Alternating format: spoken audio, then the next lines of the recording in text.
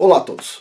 Hoje nós vamos continuar conversando sobre este livro aqui, Conspiração no Gênesis 6, como as sociedades secretas e os descendentes dos gigantes planejam escravizar a humanidade, e o assunto é este aqui, o termo Adonai, o título Adonai, que muitas vezes o pessoal usa para se referenciar, o Criador dos céus e da terra, Yahweh Tsevaot.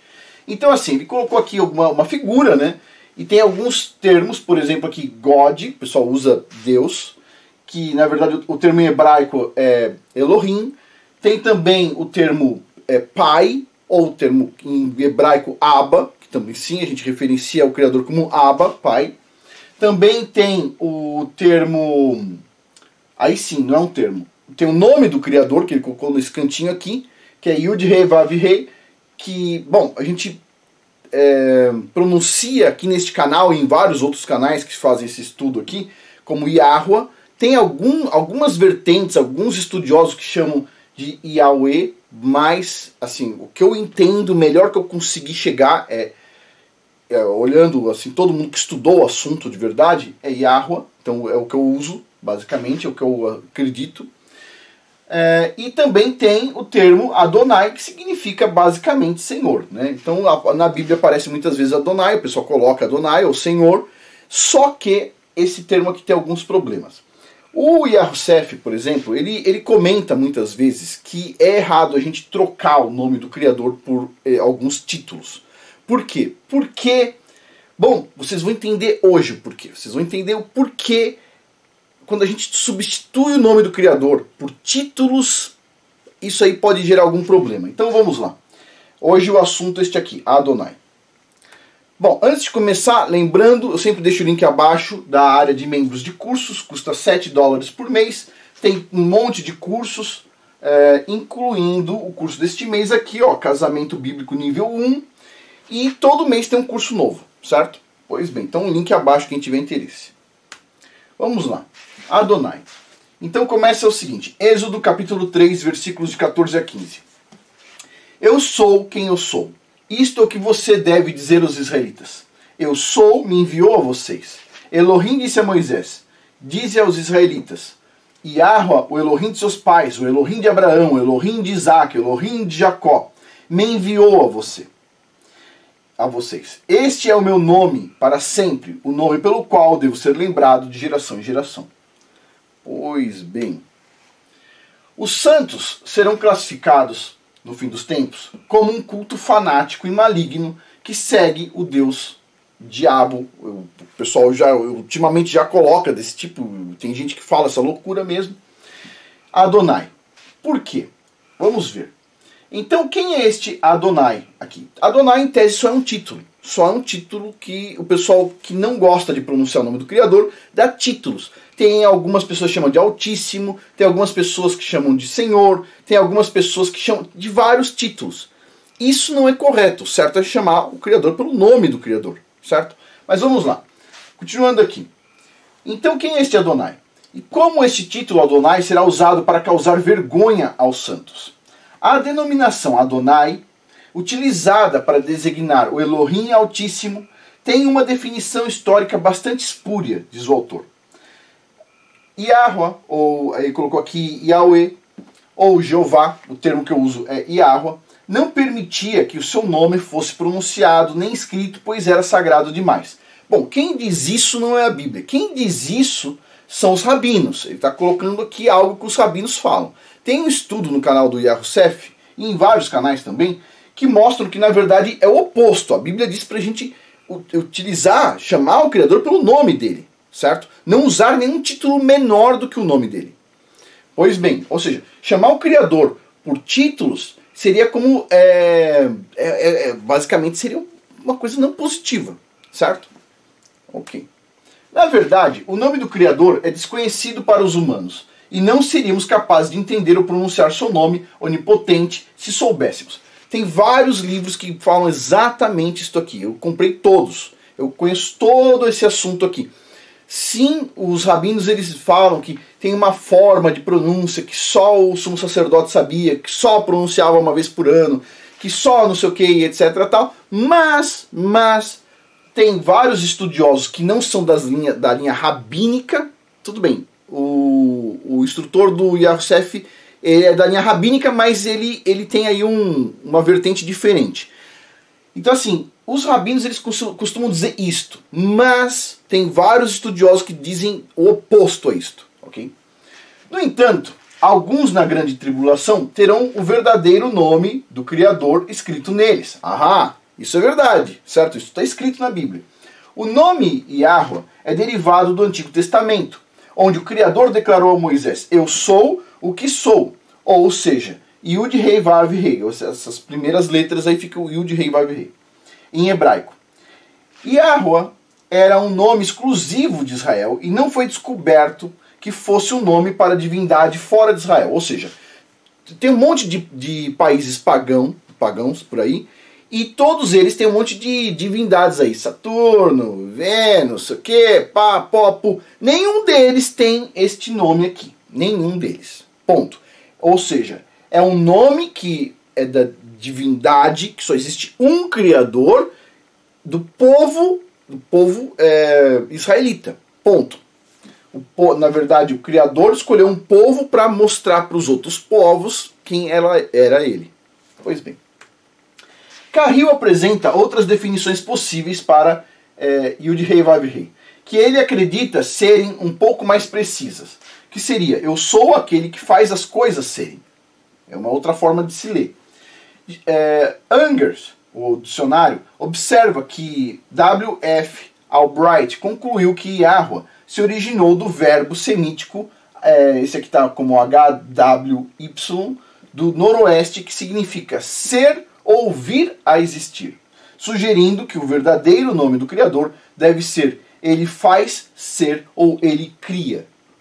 Pois bem, como diz a lenda, o apelido, vamos colocar entre aspas, porque realmente é um título, mas é quase que um apelido, certo, que as pessoas colocam, ou seja, não é uma coisa positiva, de novo. O apelido Adonai foi dado ao Criador a fim de contornar o pecado de escrever ou dizer o nome dele, isso antes da época de Moisés, segundo diz o autor. Na verdade, quem diz isso são os rabinos. Os rabinos dizem que eles colocam o termo Adonai, ou Hashem, ou outros títulos para o Criador, para contornar o que eles chamam de pecado de escrever ou dizer o nome dele. Só que na Bíblia diz o oposto a isso, diz o oposto. Só que eles não querem ver. Mas na Bíblia, se você pegar as passagens bíblicas, diz o oposto. Okay. Dito isso, certamente o povo hebreu não falava o nome de Yahweh depois de 70 anos da Era Comum. Diz o autor aqui, discordo dele. Okay? Pois eles só falavam seu nome uma vez por ano no Santo dos Santos, no templo, no dia da expiação, segundo diz os rabinos. Certo? Afinal de contas, o autor... Nem eu, nem o autor, nem ninguém estava lá para falar isso aqui. Ou seja, uma história que os rabinos dizem... Bom, portanto, de acordo com Carril, os israelitas sempre substituíram Adonai, mesmo quando liam as Sagradas Escrituras. Bom, isso aqui é a visão do Carril de novo, porque tem várias evidências mostrando o oposto a isso. E quem quiser saber mais, tem lá o canal do Yosef falando sobre isso. Yosef Ben Abraham, certo? Falando só sobre essa questão aí. Só que o canal dele é um pouco difícil de ver, porque tem muitos vídeos muito longos, então é difícil de achar. Mas ele explica isso aqui direitinho lá. Deixa eu ver, eu pulei alguma coisa? Não. Nelson afirma que, porque Yahweh era muito santo para os lábios humanos, os hebreus adotaram Adonai ou Senhor, que mais tarde foi refletido nas traduções gregas como Senhor. Ou seja, Adonai e Senhor é a mesma coisa. Adonai é traduzido do grego para o inglês como Senhor, que significa então Deus. Agora, Adon é traduzido como Senhor, enquanto aí é traduzido como meu. Adon e aí, né? Adonai. Ou seja, ficaria como meu Senhor, formando então meu Senhor. Originalmente, de acordo com Gardner, Adon derivou de um título fenício que significava meu Senhor. Isso explica o fato de o Êxodo permitir escrever lá eu sou ou Senhor, como intercâmbio no texto, intercambiáveis no texto. A letra hebraica, ele colocou D específico, deve ser Dalet, é a contraparte da letra T, egípcia, enquanto a letra hebraica O, ele colocou aqui, não sei o que ele quis dizer com isso, é a contraparte da letra E, egípcia, estabelecendo assim que Adon como versão egípcia para Atom. Diz o autor aqui. Vamos ver onde ele vai chegar. Alguns autores dizem que Adon e Aten é o mesmo Deus. Coincidentemente, Atom, um deus do monoteísmo, reinou supremo sobre o faraó Akhenaten, um faraó herético de acordo com as religiões espúrias do Egito. Akhenaten foi criado para adorar Amon. Seu nome original era Amenhotep IV. Amen, segundo diz aqui, é soletrado de forma variante como Amon ou Amun, e Amun era o deus masculino da fertilidade e contraparte de Ísis. Ok. Amun sempre foi retratado como uma cabeça de carneiro, assim como os Atlantes, os reis e rainhas Nephilim do culto do touro usavam tiaras de carneiro. Isso acredito que a fama de Aten foi planejada por teosofistas e tem laços elementares com a conspiração no Gênesis 6. Este livro aqui, ele dá a entender o seguinte, que a conspiração do Gênesis 6 é uma conspiração que acontece dos Néfilins, que vem se arrastando até os dias de hoje, se preparando para este momento. Pá! Certo? Ou seja, na visão dele, muitas coisas são plantadas. Eu acredito que muitas coisas são plantadas por líderes religiosos. Eu acredito nisso. Então, assim, por que substituir o nome do Criador, que não deveria ser substituído, por um termo Adonai especificamente? Bom, quem substituiu isso não foram pessoas comuns, foram religiosos, certo? Pois bem. Mas vamos lá, continuando aqui. Tá aí o deus egípcio cabeça de carneiro. Aí de novo, né? E aí o pessoal está tentando fazer um vínculo entre as duas nomenclaturas. Ok, vamos ver. Atom não possuía uma imagem, assim como o deus hebreu não tem imagem. Este conceito foi estabelecido no Egito bem antes do nascimento de Akhenaten. Atom era o deus onipotente, introduzido por Akhenaten para o único deus digno de adoração. Os egípcios daquele período também acreditavam que Atom era o deus de toda a humanidade e todas as criaturas, o deus invisível que criou o universo e que também sustenta a criação. No entanto, Atom e o Elohim das Escrituras não são os mesmos. Atom é um deus do sol, no espírito de todas as religiões politeístas, e é uma força semelhante à força vital universal. Susan Wise Bauer observa que o Elohim Yahweh nunca é identificado com o Sol ou a Lua, e está tão além do disco do Sol que não poderia começar a representá-lo. Lembre-se de que Adonai estava associado ao malvado El e Baal, ambos deuses do Sol como Atom. Então, a palavra Senhor, inclusive, ela tem essa origem aqui que o pessoal usava para Baal. Então, assim, esse é um dos problemas. Agora, a gente também usa de forma respeitosa com as pessoas e tudo mais, mas sempre tem aí uma questão, né? O ideal é a gente estar conversando com o Criador, rezando, pronunciando o nome dele. Pois bem, da mesma forma, o título semítico Adonai, Senhor, se transformou em Adonis durante o reinado de Alexandre. Durante esse período, a denominação Adon foi amplamente aplicada ao deus da vegetação Tammuz, nos mistérios de Adonis da Fenícia. Mesmo que as facções do monoteísmo usem o nome Adonai para Yahweh, não transponha os encantamentos politeístas de Adonis para ele, como fazem as forças falsas e dissimuladas. Por mais que os monoteístas eles utilizem o nome Yahweh, ou algumas pessoas pronunciam diferente, pronunciam Yahweh, ou tem outras pronúncias, ou Jeová, é óbvio, quando a gente está falando Senhor, a gente não está se referindo a uma divindade específica que é única, real, só existe um Criador, que está na Bíblia especificamente, certo? A gente não está falando sobre o negócio do sol, nem nada disso, é óbvio isso. Mas algumas forças dissimuladas vão fazer o oposto. Bom, continuando aqui. Akhenaten foi sucedido por seu irmão Smekhare e depois por Tutankhamon, o filho de Akhenaten. Os seguidores das religiões antigas e espúrias, relegando Atom de volta ao panteão dos deuses, mais tarde derrubaram Akhenaten. Na coroação de Tutankhamon, o menino faraó voltou ao panteão de deuses encabeçado pelo deus Amon. Tá aí os figuras que a gente tá falando, esse nome esquisito aqui, Akhenaten e o Tutankhamon. Tá aí os dois figuras. Pois bem. O culto a Aton continuou até a morte de Tutankhamon, quando a realeza do Egito foi transferida para Ai, o último dos famosos reis de Amarna. Quanto a Akhenaten, ele desapareceu completamente da história, sem nenhum registro de sua morte, quando Simeikare morreu. Esses detalhes serão partes importantes da discussão em capítulos posteriores desse livro.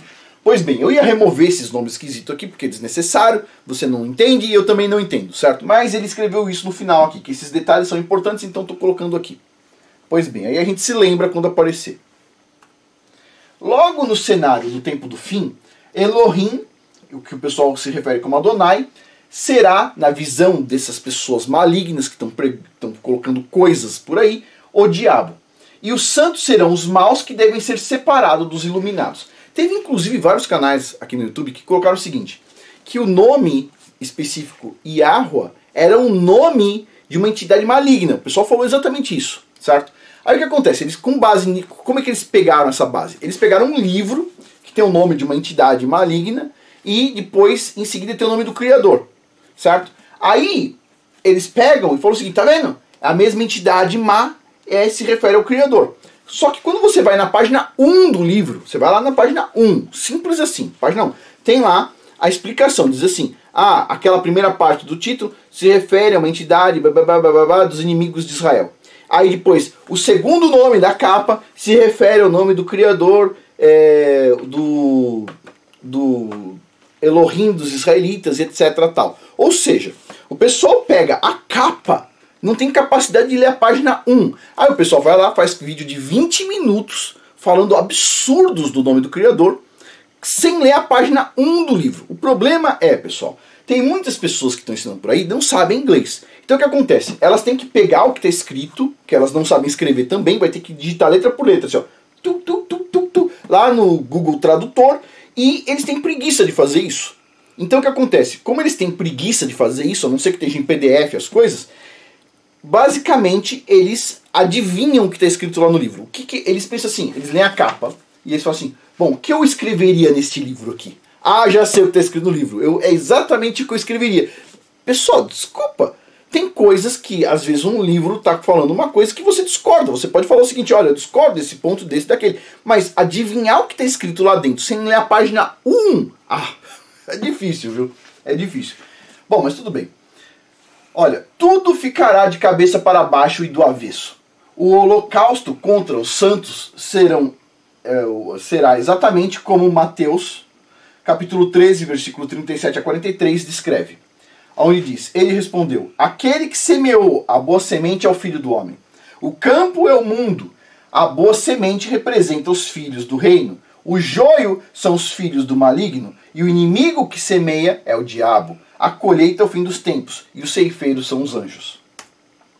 Assim como o joio é arrancado e queimado no fogo, assim será no final desta era. O Filho do Homem enviará seus anjos, e eles eliminarão de seu reino tudo que causa o pecado e todos os que praticam o mal. Eles irão jogá-los na fornalha ardente, onde haverá choro e ranger de dentes. Então os justos brilharão como o sol no reino do seu Pai. Quem tem ouvidos, ouça. E isso aqui vai se complementar com outras passagens. Esta será a profecia que tanto a Babilônia quanto a nova ordem mundial manipularão em sua própria causa. Olha só, o pessoal vai mudar o significado das coisas. Essa profecia será aplicada mais uma vez na última metade da tribulação pelo anticristo também. Essencialmente, o que acontecerá será a racionalização e a justificativa para a matança dos santos. Os santos serão lançados no papel das ervas daninhas que foram desencaminhadas por meio da suposta doutrina herética paulínea. As pessoas vão afirmar que os cristãos foram enganados e que na realidade Yahusha era apenas um homem, um dos muitos profetas iluminados que vieram ajudar a humanidade a encontrar a iluminação do caminho. Esse era o ponto principal dos famosos seminários sobre o Messias dos anos 90, que eram maliciosamente compostos de gnósticos e liberais.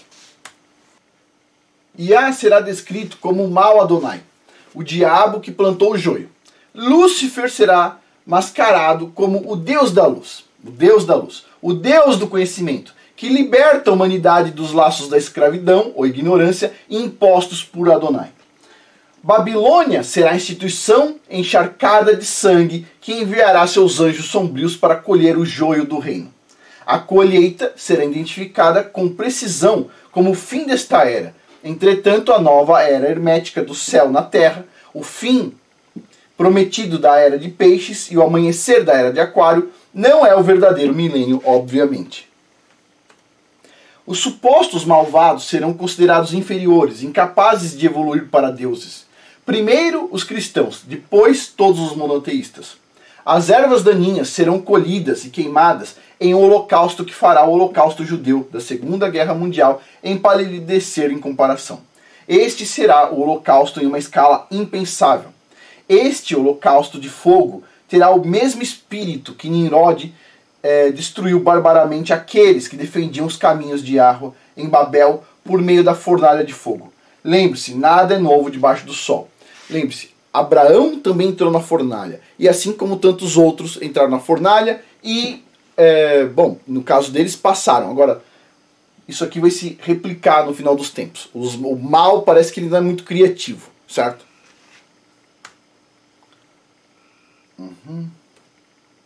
Bom, vamos agora considerar o renascimento desse antigo Leviatã que está aparecendo por aí, certo? Examinando seu alcance alarmante e rebelde e seus tentáculos onipresentes. Ou seja, a gente vai começar uma sessão que se chama Rex Deus, a linhagem do Graal. E o próximo capítulo a gente vai falar sobre a igreja de Jerusalém e o negócio vai começar a ficar esquisito. Agora, um ponto aqui que eu quero deixar em destaque. Eu entendo agora porque muitos israelitas, eles bateram muito na tecla que nós não devemos utilizar títulos menores para o Criador, certo? A gente já falou sobre isso na série 10 Mandamentos, inclusive. A série 10 Mandamentos, tem uma playlist aí para você assistir. Série 10 Mandamentos. O que eles estão dizendo, basicamente? Eles estão dizendo, olha, se nós usarmos qualquer título que a gente não sabe a origem dele exatamente, por mais que tenha sido bons rabinos, bons padres ou qualquer coisa que adotaram essa nomenclatura, nós podemos estar caindo numa armadilha. E de fato, o que ele está dizendo neste livro aqui é que sim, as pessoas vão pegar e vão inverter as coisas todas. Então a gente precisa tomar cuidado. Agora, um ponto importante aqui, pessoal. Hoje, 8 da noite, no canal Casamento de Verdade, a gente se encontra lá para a nossa conversa da semana. E essa conversa da semana vai ficar disponível lá, gravada até quinta-feira à noite. Depois de quinta-feira à noite, quem perdeu, perdeu. Por quê? Porque o pessoal que assiste depois, ou são algumas poucas pessoas que vão chegando nova no canal, é normal, mas a maioria que vai depois e entra insistentemente são pessoas que querem destruir as coisas. Então assim, não dá para jogar pérola pros porcos, certo? Então assim, eu sei que todo mundo que tem interesse em entender mais sobre o casamento, vai estar lá, 8 da noite, horário de Brasília. Quem não puder, eu trabalho esse horário, Afonso, eu dou comida pro meu filho nesse horário. Tem muitas justificativas. No dia seguinte, praticamente inteiro, vai estar disponível lá para você assistir também, certo? Então não se esqueça disso. Desculpa, eu falei amanhã não, é hoje. Hoje, 8 da noite. Pois bem, dito isso, área de membros, link abaixo, não, sempre lembrando, tem vários cursos na área de membros, muitos cursos bacanas. E tem o curso do mês, que também é sobre casamento bíblico nível 1. Os membros do canal Casamento de Verdade, eles têm acesso a este curso só aqui. Na área de membros de curso, você tem acesso a este curso e todos esses outros cursos aqui. Todo mês tem um curso novo, certo? Bom, dito isso, a gente finaliza por aqui. Muito obrigado a todos aí pela atenção. Até mais.